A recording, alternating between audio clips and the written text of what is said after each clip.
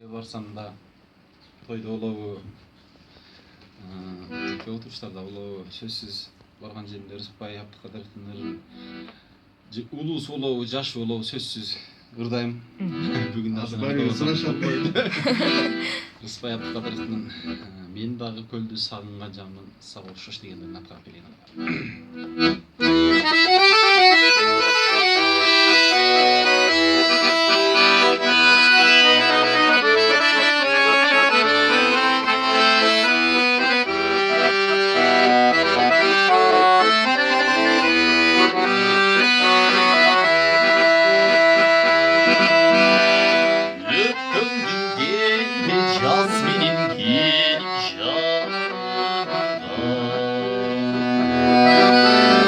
Yanımda dursan caydarın özgürlüğünü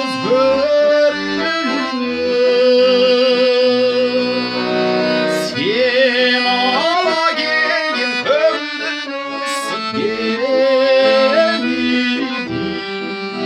sanıyla bir geldi dursam ömrün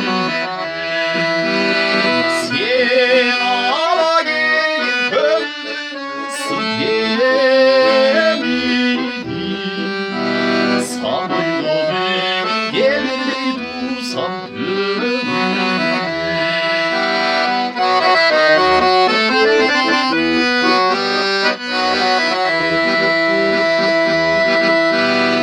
Mezgildi bütkün mangi yüzdü kıyamam ki Olayım candan bütkün üzüp bilemez Olayım şeyin kındırdı kalsan bir pasta Bildiği şokun ançince açtık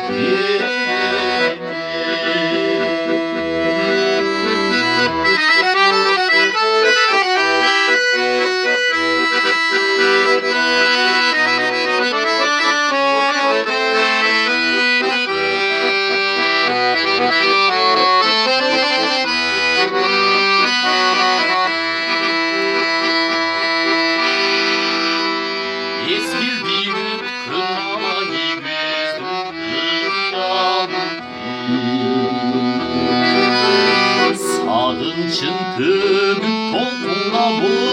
can